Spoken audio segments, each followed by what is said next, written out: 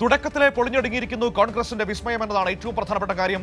LDF-ൽ ഉറച്ചു നിൽക്കുന്നുവെന്ന് കേരള കോൺഗ്രസ് മാണി വിഭാഗം വ്യക്തമാക്കിയതോടെ അക്ഷരാർത്ഥത്തിൽ നാണം കെട്ടുപോയിരിക്കുകയാണ് കേരളത്തിലെ കോൺഗ്രസ് നേതൃത്വം. അതോടൊപ്പം തന്നെ നാണം കെട്ടുപോയ മറ്റൊരു കൂട്ടർ കൂടിയുണ്ട് കേരളത്തിന്റെ പൊതുസമൂഹത്തിന് മുൻപിൽ. അത് മറ്റാരുമല്ല, കേരളത്തിലെ മാധ്യമങ്ങളാണ്. നിങ്ങൾ ഓർത്തു നോക്കൂ, കഴിഞ്ഞ കുറേ ദിവസങ്ങളായി എന്തൊക്കെയാണ് കേരളത്തിൽ മാധ്യമങ്ങൾ എഴുതിക്കൊണ്ടിരിക്കുന്നത്. ഇപ്പൊ പോകും, കേരള കോൺഗ്രസിൽ ഭിന്നത, അല്ലെങ്കിൽ LDF-ൽ നിന്ന് പലരും പോകും എന്നൊക്കെയല്ലേ എഴുതിക്കൊണ്ടിരിക്കുന്നത്. നിങ്ങളൊരു കാര്യം ഓർക്കുക, അങ്ങനെയൊക്കെ എഴുതുന്നതിനും പറയുന്നതിനും വളരെ കൃത്യമായ ഒരു അജണ്ടയുണ്ട്. LDF-ൽ ഒരു അരക്ഷിതാവസ്ഥയുണ്ട് എന്ന് പൊതുസമൂഹത്തിന് മുൻപിലേക്ക് അടിച്ചുറപ്പിക്കുക എന്നത് തന്നെയാണ് ഇങ്ങനെയുള്ള ആ എഴുത്തുകൾക്കും ഇങ്ങനെയുള്ള വാർത്തകൾക്കും പുറകിൽ. ഏതായാലും ആ വിസ്മയം പച്ച തൊട്ടില്ല എന്ന് വേണം നമുക്ക് മനസ്സിലാക്കാൻ. അക്ഷരാർത്ഥത്തിൽ നാണം കെട്ടുപോയിരിക്കുന്നു കേരളത്തിലെ കോൺഗ്രസ് നേതൃത്വവും മാധ്യമങ്ങളും. വിവരങ്ങളുമായി ഷീജ തിരുവനന്തപുരത്ത് നിന്ന് നമ്മളോടൊപ്പം ചേരുകയാണ്. നോക്കാം എന്താണ് വിസ്മയത്തിൽ സംഭവിച്ചതെന്ന്. Sheeja, good morning. പാളിപ്പോയ വിസ്മയം അതാണോ പ്രതിപക്ഷ നേതാവിന്റെയും കൂട്ടരുടെയും നില ഇപ്പോൾ? കഴിഞ്ഞ ദിവസങ്ങളിൽ ഇന്നലെ ജോസ് കെ മാണി നിലപാട് വ്യക്തമാക്കിയതോടുകൂടി അക്ഷരാർത്ഥത്തിൽ നാണം കെട്ടുപോവുകയായിരുന്നോ കോൺഗ്രസ് നേതൃത്വം?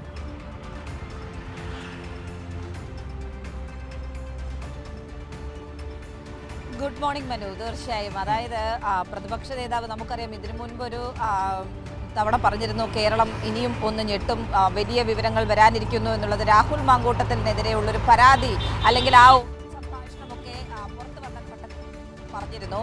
അത് ഏത് രീതിയിൽ ആയിരുന്നു തുടർന്ന് അതിൽ സംഭവിച്ചത് എന്നുള്ളത് നമുക്കറിയാം. ഒടുവിൽ രാഹുൽ മാങ്കൂട്ടൻ ജയിലിൽ എത്തുന്ന ഒരു സാഹചര്യമുണ്ടായി. അതിന് തൊട്ടു പിന്നാലെയാണ് ഇപ്പോൾ അദ്ദേഹത്തിന്റെ അടുത്തൊരു വാചകം കൂടുതൽ ശ്രദ്ധയാകുന്നത്. അതായത് ഇനിയും വിസ്മയങ്ങൾ കേരള രാഷ്ട്രീയത്തിൽ സംഭവിക്കാനിരിക്കുന്നേ ഉള്ളൂ.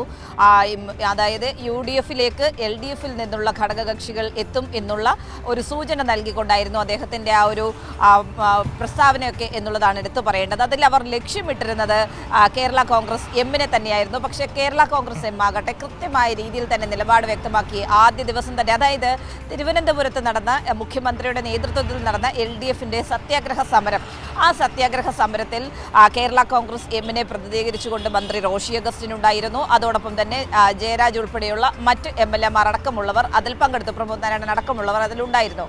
പക്ഷേ അതിൽ ജോസ് കെ മാണി പങ്കെടുത്തില്ല എന്നതിനെ ഉയർത്തിക്കാട്ടി കേരള കോൺഗ്രസ് എം അത് LDF വിടാൻ ഒരുങ്ങുകയാണ് എന്ന തരത്തിലൊരു വ്യാഖ്യാനം സൃഷ്ടിക്കുകയായിരുന്നു. വലിയ തോതിൽ മാധ്യമങ്ങൾ അത് ഏറ്റുപിടിച്ച് മുന്നോട്ട് പോവുകയും ചെയ്തിരുന്നു. എന്നാൽ തൊട്ടു പിന്നാലെ തന്നെ റോഷി അഗസ്റ്റിൻ തന്നെ വ്യക്തമാക്കി അങ്ങനെ ഒരു നിലപാട് ഞങ്ങൾക്കില്ല എന്നുള്ള കാര്യം വ്യക്തമാക്കുകയും ചെയ്തു. LDF-ൽ നിന്ന് പോകേണ്ട ഒരു സാഹചര്യവും ഇല്ല എന്നുള്ള കാര്യം അദ്ദേഹം വ്യക്തമാക്കുകയും ചെയ്തു. പക്ഷേ ജോസ് കെ മാണി നിലവിൽ കേരളത്തിൽ ഉണ്ടായിരുന്നില്ല. അതുകൊണ്ടാണ് അദ്ദേഹം സത്യാഗ്രഹത്തിൽ ഉൾപ്പെടെ പങ്കെടുക്കാതിരുന്നത്. അപ്പോൾ ജോസ് കെ മാണി പങ്കെടുക്കാത്തതിനെ വലിയ തോതിൽ ദുർവ്യാഖ്യാനം ചെയ്തുകൊണ്ടായിരുന്നു ഈ രീതിയിലൊരു ക്യാമ്പയിൻ നടത്തിയത്. അതോടൊപ്പം തന്നെ കേരള കോൺഗ്രസ് എം ഉടൻ തന്നെ UDF-ലേക്ക് എത്തും എന്ന തരത്തിലൊരു നറേറ്റീവൊക്കെ സൃഷ്ടിക്കുകയും ചെയ്തിരുന്നു ഒരു വിഭാഗം മാധ്യമങ്ങൾ എന്നുള്ളതിൽ ഒരു തരത്തിലുള്ള തർക്കവുമില്ല. പക്ഷേ കഴിഞ്ഞ ദിവസം നമ്മൾ ജോസ് കെ മാണി മാധ്യമങ്ങളെ കണ്ടപ്പോൾ വ്യക്തമാക്കി LDF-ൽ തുടരാൻ നിരവധി കാരണങ്ങളാണുള്ളത്. പക്ഷേ UDF-ലേക്ക് പോകാതിരിക്കാനും അതോടൊപ്പം തന്നെ അതിന് നിരവധി കാര്യങ്ങൾ ഞങ്ങൾക്ക് മുന്നിലുണ്ട്. അതുകൊണ്ട് അത്തരത്തിലൊരു തീരുമാനത്തിലേക്ക് ഞങ്ങൾ പോകുകയില്ല. ഇപ്പോൾ ഒരു കാരണവശാലും LDF വിടേണ്ട ഒരു സാഹചര്യമില്ല. അതേക്കുറിച്ചുള്ള ആലോചന പോലും ഞങ്ങൾക്കിടയിൽ ഇല്ല എന്നുള്ള കാര്യം അദ്ദേഹം വ്യക്തമാക്കുകയും ചെയ്തിരിക്കുകയാണ്. ഇതോടെയാണ് ഏതായാലും നമ്മുടെ പ്രതിപക്ഷ നേതാവിൻ്റെ വിസ്മയം അത് തുടക്കത്തിലെ തന്നെ പാളിപ്പോയ വിസ്മയമായി മാറിയിരിക്കുന്നത്. ഇത്തരത്തിൽ LDF-ലെ ഘടകകക്ഷികളെ എങ്ങനെയെങ്കിലും ചാക്കിട്ട് പിടിച്ച് ഒപ്പം കൂട്ടുക, പ്രത്യേകിച്ചും വരുന്ന നിയമസഭാ തെരഞ്ഞെടുപ്പിൽ വലിയ തോതിൽ തിരിച്ചടി ഉണ്ടാകുമോ എന്നുള്ളൊരു ഇവർ പറയുന്നത് എന്താണ്, ഈ പ്രതിപക്ഷവും മാധ്യമങ്ങളും പറയുന്നത് എന്താണ്, തദ്ദേശ തെരഞ്ഞെടുപ്പിൽ വലിയ മുന്നേറ്റം ഉണ്ടാക്കാൻ കഴിഞ്ഞിട്ടുണ്ട്. അതുകൊണ്ട് തന്നെ ഇപ്പോൾ തന്നെ 185 മണ്ഡലങ്ങളിലൊക്കെ ലീഡുണ്ട്. ലോക്സഭാ സമയത്ത് 110 ആയിരുന്നു, അതിപ്പോൾ 85 എന്ന് കേൾക്കുന്നു, പിന്നീട് 80 എന്ന് കേൾക്കുന്നു.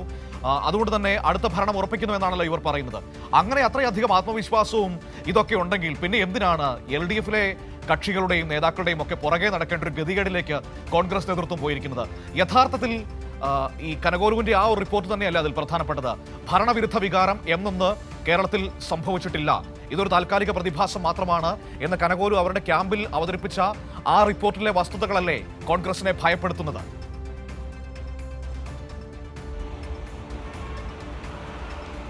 തീർച്ചയായും മനു, അതിലൊരു തരത്തിലുള്ള തർക്കവുമില്ല. കാരണം കനകോല് തന്നെ പറയുന്നുണ്ട്, ഒരു തരത്തിൽ നമ്മൾ വരുന്ന നിയമസഭാ തെരഞ്ഞെടുപ്പിൽ ഈ സർക്കാർ വിരുദ്ധത പറഞ്ഞുകൊണ്ട് ജനങ്ങളെ സമീപിക്കരുത്. കാരണം അത് തിരിച്ചടിയാകും. കാരണം സർക്കാർ വിരുദ്ധത എന്നൊന്ന് ജനങ്ങൾക്കിടയിലില്ല എന്നുള്ള കാര്യം വ്യക്തമാണ്. അപ്പോൾ ആ വിഷയം ചൂണ്ടിക്കാട്ടി സർക്കാരിൻ്റെ പ്രവർത്തനങ്ങളിൽ ഊന്നി മുന്നോട്ട് പോകുകയാണെങ്കിൽ അത് LDFന് തന്നെ ഗുണം ചെയ്യും എന്നുള്ള വിലയിരുത്തൽ കൃത്യമായ രീതിയിൽ കനകോല് തന്നെ നമ്മുടെ ലക്ഷ്യ ക്യാമ്പിലടക്കം കാര്യങ്ങൾ വ്യക്തമാക്കുകയും ചെയ്തിരുന്നു. അപ്പോൾ അതുകൊണ്ടാണ് ഇനിയിപ്പോൾ ആ രീതിയിൽ ഒരു തെരഞ്ഞെടുപ്പിനെ നേരിടാൻ സാധിക്കാത്തൊരു ഘട്ടത്തിൽ ഇനി ഏത് രീതിയിൽ മുന്നോട്ട് പോകണം എന്ന് ആലോചിക്കുമ്പോൾ ആണ് ഈ രീതിയിൽ, അതായത് LDFിലുള്ള ഘടകകക്ഷികളെ ചാക്കിട്ട് പിടിക്കാനുള്ള ഒരു നീക്കം നടത്തുക എന്നുള്ളൊരു ആ ഒരു നീക്കം ഇവരുടെ ഭാഗത്ത് നിന്നും ഉണ്ടാകുന്നത്. അതിന് വേണ്ടിയിട്ടുള്ള നീക്കങ്ങൾ പല ഭാഗത്ത് നിന്നായി നടത്തുന്ന ഒരു ഘട്ടം കൂടിയാണ്. പക്ഷേ അത് തുടക്കത്തിലെ തന്നെ പാളിപ്പോയി എന്നുള്ളതാണ് നമുക്ക് ഈ ഒരു നീക്കത്തിലൂടെ കേരള കോൺഗ്രസ് എമ്മിനെ അവരുടെ പക്ഷത്തേക്ക് കൂട്ടാൻ നടത്തിയ ഒരു ശ്രമത്തെ കാണേണ്ടത് എന്നുള്ള കാര്യമാണ്. പക്ഷേ കേരള കോൺഗ്രസ് എം കൃത്യമായ രീതിയിൽ തന്നെ നിലപാട് വ്യക്തമാക്കിയിട്ടുണ്ട്. അതിപ്പോൾ കേരള കോൺഗ്രസ് എമ്മിൻ്റെ ചെയർമാൻ ആകട്ടെ, പാർട്ടി ചെയർമാൻ ആകട്ടെ, അല്ലെങ്കിൽ അതിലുള്ള അംഗങ്ങളാകട്ടെ, എല്ലാവരും ഒറ്റക്കെട്ടായി തന്നെ അവരുടെ നിലപാട് വ്യക്തമാക്കിയിരിക്കുന്നു. LDFനൊപ്പം തുടരും എന്നുള്ളത്. അപ്പോൾ ഇനിയിപ്പോൾ പ്രതിപക്ഷവും എന്ത് ചെയ്യും എന്നുള്ളതാണ്. പ്രതിപക്ഷ നേതാവിൻ്റെ വിസ്മയം എന്താകും എന്നുള്ള കാര്യം തന്നെയാണ്. ഏതായാലും വരും ദിവസങ്ങളിൽ, വരും മണിക്കൂറുകളിലൊക്കെ ഇതുമായി ബന്ധപ്പെട്ടുള്ള പ്രതികരണങ്ങൾ സ്വാഭാവികമായും പ്രതിപക്ഷ നേതാവിൽ നിന്നും നമ്മൾ അടക്കം തേടുന്നതായിരിക്കും. അപ്പോഴറിയാം അദ്ദേഹത്തിന് ഇനി എന്താണ് ഈ വിഷയത്തിൽ പറയാനുള്ളത് എന്നത്. അപ്പോൾ അദ്ദേഹം പറയും, നമുക്കറിയാം അദ്ദേഹം പറയാൻ പോകുന്നത് എന്താണെന്ന്. ഷീജ, അതവിടെ നിൽക്കട്ടെ, നമുക്ക് കാത്തിരിക്കാം. പക്ഷെ മറ്റൊരു പ്രധാനപ്പെട്ട കാര്യം കൂടി ഉണ്ട് ഷീജ. ഇവിടുത്തെ മാധ്യമങ്ങളെക്കുറിച്ച് കൂടി ഈ ഘട്ടത്തിൽ പറഞ്ഞു പോകേണ്ടതല്ലേ. സോണിയാഗാന്ധി വരെ ജോസ് കെ മാണിയുമായി ചർച്ച നടത്തി, ഫോണിൽ ചർച്ച നടത്തി എന്നൊക്കെയാണ് എഴുതി വിട്ടത്. ഇതൊക്കെ എവിടെ നിന്ന് എടുത്ത് എഴുതുന്നു എന്നതാണ് ഏറ്റവും പ്രധാനപ്പെട്ട കാര്യം.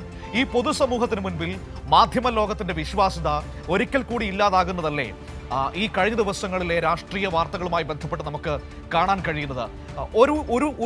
എഴുതുന്ന ഒരു വരിയിലോ ഒരു വാക്കിലോ എങ്കിലും ഒരല്പമെങ്കിലും വിശ്വാസ്യത പുലർത്തണം എന്ന് മാധ്യമങ്ങളോട് പറയേണ്ട ഒരു സാഹചര്യം വീണ്ടും ഉണ്ടാവുകയല്ലേ?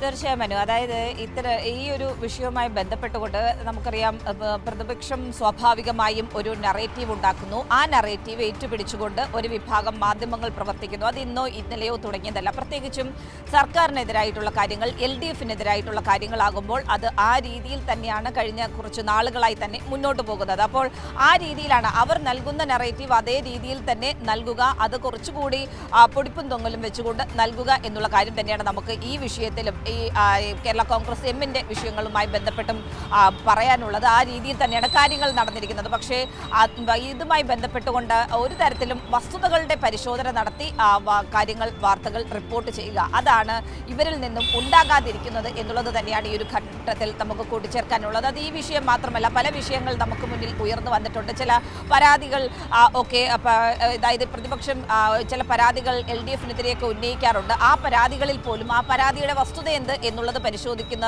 തരത്തിലുള്ള നടപടികൾ അത് സ്വാഭാവികമായും ഒരു വിഭാഗം മാധ്യമങ്ങളിൽ നിന്നും ഉണ്ടാകില്ല എന്നുള്ളത് നമുക്കിതിന് മുൻപുള്ള അനുഭവത്തിൽ നിന്ന് തന്നെ വ്യക്തമാണ്. അപ്പോൾ ആ രീതിയിലുള്ള സമീപനം തന്നെയാണ് കേരള കോൺഗ്രസ് എമ്മിൻ്റെ വിഷയത്തിലേക്ക് വന്നപ്പോഴും ഉണ്ടായത് എന്നുള്ളതിൽ ഒരു തരത്തിലുള്ള തർക്കവുമില്ല. പ്രത്യേകിച്ചും LDFനെതിരാണ് എന്തെങ്കിലും കാര്യങ്ങൾ വരുന്നതെങ്കിൽ അത് അതേ രീതിയിൽ തന്നെ കൊടുക്കുക, അതിൻ്റെ വസ്തുത പരിശോധിക്കപ്പെടേണ്ടതില്ല എന്നുള്ളൊരു നിലപാടാണ് ഒരു വിഭാഗം മാധ്യമങ്ങൾ സ്വീകരിക്കുന്നത് എന്നുള്ളത് തന്നെയാണ് നമുക്കിതിൽ നിന്നും വ്യക്തമാകുന്നത് മനു.